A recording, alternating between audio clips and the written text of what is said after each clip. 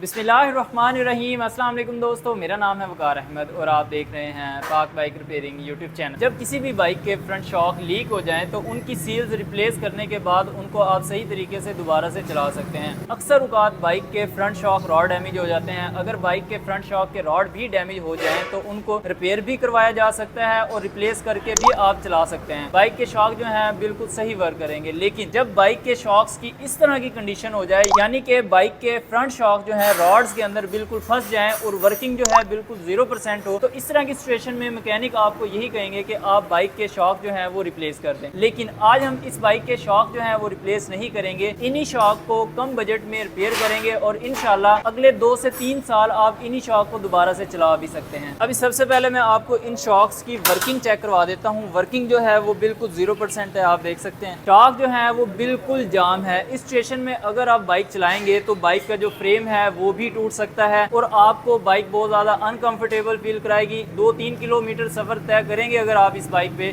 तो आप बहुत ज़्यादा थक भी जाएंगे। शॉकों का वर्किंग करना बहुत ही ज़रूरी है। तो इनको रिपेयर करने के लिए सबसे पहले हमने इनको बाइक से अलग कर लेना है और मुकम्मल तौर पे डिसअसेंबल करना है। फिर चेक करते हैं इनमें फॉल्ट क्या है और उस फॉल्ट को आपके सामने इंशाल्लाह सॉल्व भी करेंगे।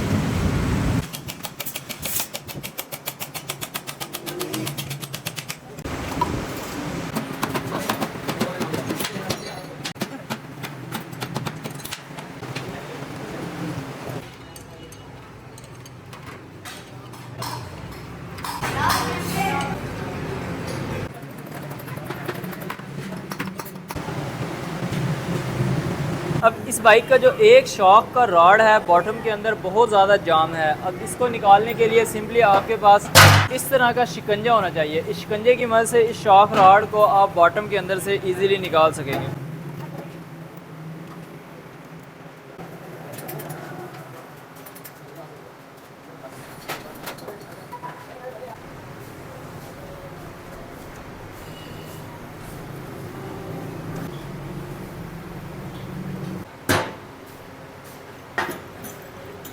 मैं आपको बताता हूँ कि शॉक रॉड जो है बॉटम के अंदर जाम क्यों होता है। अब ये कितना ज़्यादा जाम था, काफ़ी ज़ोर लगाने के बाद ये शॉक रॉड निकला है। तो दूसरा, अगर ये इस तरह का टूल आपके पास अवेलेबल ना हो तो फिर आपको ये शॉक बॉटम के अंदर से रॉड निकालने के लिए शॉक बॉटम को गर्म करवाना पड़ता है और जब ये गर्म हो जाता है इसका कलर जो है वो ख़राब हो जाता है। जब कभी भी शॉक की सील लीक हो तो सील जो है वो आपको फ़ौरन से रिप्लेस करवानी चाहिए। अगर आप सील रिप्लेस नहीं कराएंगे, शॉक के अंदर से ऑयल जो है वो सारा निकल जाएगा। जब आप वाटर सर्विस कराते हैं, सील लीक होने की वजह से शॉक के अंदर पानी भी चला जाता है, जिसकी वजह से इस तरह का जंग लग जाता है। जब ये जंग लग जाएगा, शॉक रॉड जो है बॉटम के अंदर वो जाम हो जाएगा और वर्किंग नहीं होगी और कुछ अरसा जाम रहने के बाद इस तरह की सिचुएशन आ जाएगी कि बहुत मुश्किल से शॉक रॉड को बॉटम से आपको अलग करना पड़ेगा। तो अभी हमने चेक ये करना है कि इसकी सीलें वगैरह निकाल के इसके अंदर से अच्छी तरह हम सफाई करते हैं। सफाई करने के बाद चेक करते हैं क्या ये बॉटम जो है दोबारा भी जाम है या नहीं है। अगर ये जाम होगा तो पहले हमें इसको रवा करना पड़ेगा।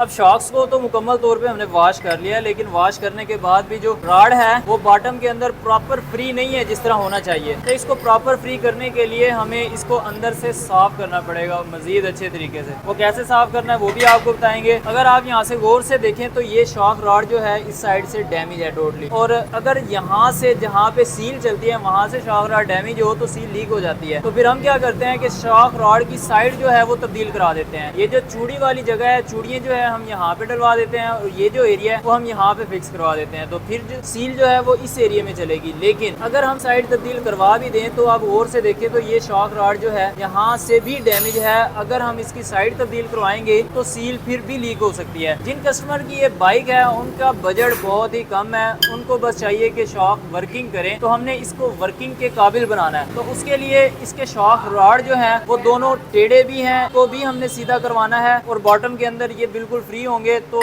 ये सही वर्किंग करेंगे इंशाल्लाह। और सील जो है वो भी हम आपको दिखाएंगे कौन सी डालेंगे, और ऑयल जो है वो कौन सा डालना है, कितना डालना है, वो भी आपको 1 बाय 1 बताएंगे।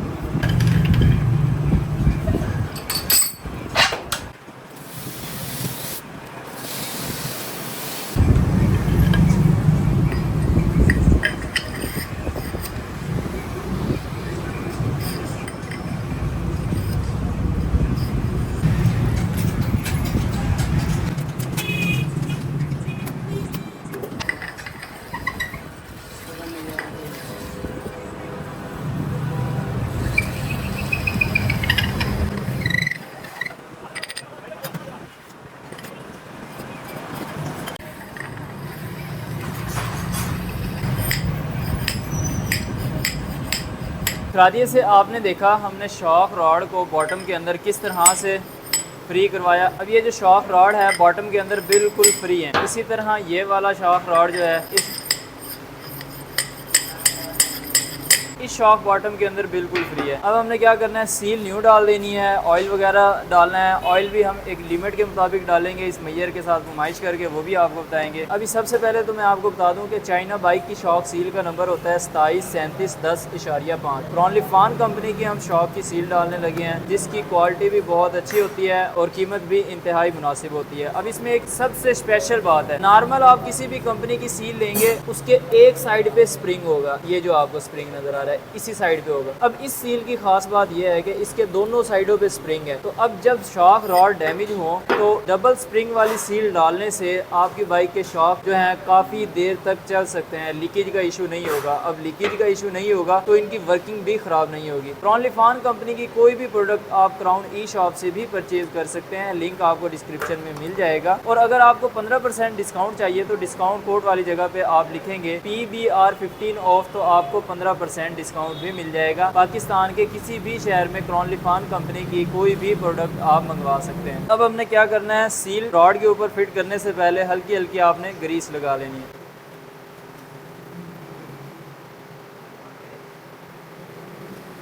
अब सील की जो वर्किंग होगी पहले की निस्बत बहुत ज़्यादा अच्छी हो जाएगी, सील डैमेज नहीं होगी जल्दी। अब इसके पहले वाले जो स्प्रिंग हैं वो बिल्कुल ठीक हैं, तो यही हमने फिट करने हैं। ये शॉक पंप है, शॉक पंप के अंदर एक अदद ये वाला छोटा स्प्रिंग होता है, ये आपने लगा लेना है। इसको शॉक रॉड के अंदर फिट करना है। स्प्रिंग की जो क्लोज साइड है उसको आपने नीचे वाली साइड पे रखना है और ऊपर से नट लगा देना है। जब आप नट लगा लें शॉक बॉटम को आपने इसके ऊपर फिट करना है। इसके ऊपर एक एल की बोल्ट होता है, एल की बोल्ट आप देख सकते हैं वो लगा हुआ है, इसको हमने टाइट कर देना है।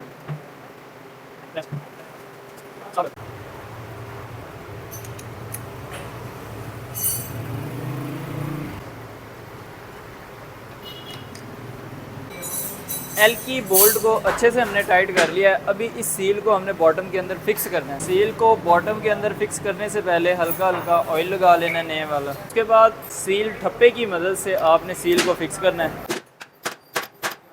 सील फिट करने के बाद लॉक फिट कर लेना है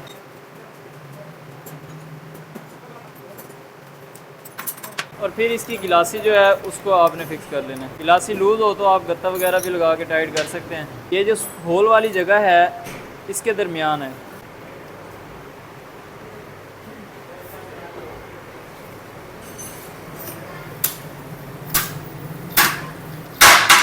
एक शॉक मुकम्मल तौर पे फिट हो चुका है। इसी तरह आपने दूसरा शॉक भी फिट करना है। अब इसके अंदर हम ऑयल फिल करते हैं। ऊपर वाला नट खोल के रॉड को नीचे की तरफ प्रेस कर लेना है। इस मेयर की मदद से ऑयल की पैमाइश करनी है और फिर शॉक के अंदर आपने ऑयल डालना है। अब 20-50 ऑयल आप डाल सकते हैं। इस तरह की सिचुएशन में शॉक रॉड जब डैमेज हो तो तकरीबन 65 से 70 ml ऑयल की मिकदार आपने रखनी है। उसके बाद ऑयल को आपने फिल कर देना है।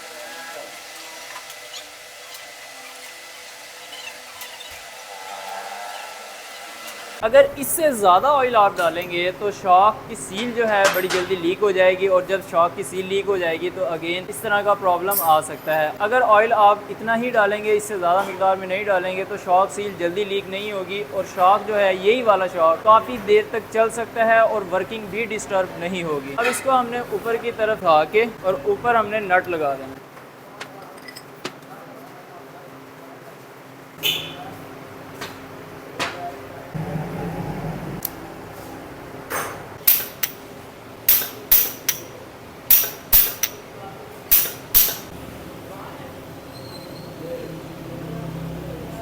शॉक की वर्किंग तो है वो बेहतरीन हो गई है। अब इसको हम बाइक में फिट करते हैं। बाइक में फिट करने के बाद आपको चेक करवाते हैं। दोनों शॉक सेम इसी तरीके से आपने कंप्लीट करने हैं।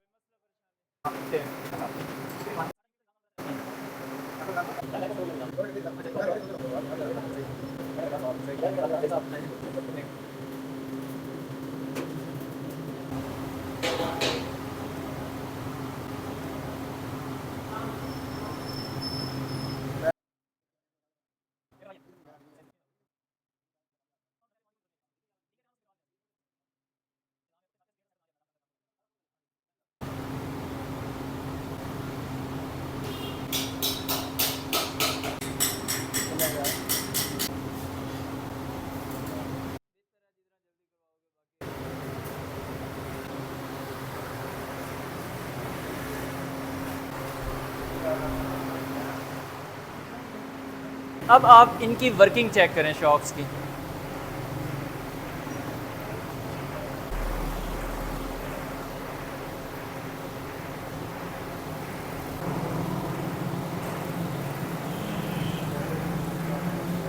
जो कि पहले 1 mm भी वर्किंग नहीं कर रहे थे, अब बिल्कुल ठीक वर्किंग कर रहे हैं। इस तरह आप भी अपनी बाइक के शॉक रिपेयर कर सकते हैं। शॉक रिप्लेस करवाने की ज़रूरत नहीं है। अब ये शॉक साल या 1.5 साल भी चल सकते हैं अगर आप केयर से चलाएंगे तो। ये वीडियो आपको पसंद आए तो वीडियो को लाइक कर दीजिएगा। चैनल सब्सक्राइब नहीं किया तो काइंडली ज़रूर सब्सक्राइब कर दीजिएगा। मिलते हैं इंशाल्लाह ताला नेक्स्ट वीडियो में। तब तक के लिए अल्लाह हाफिज़।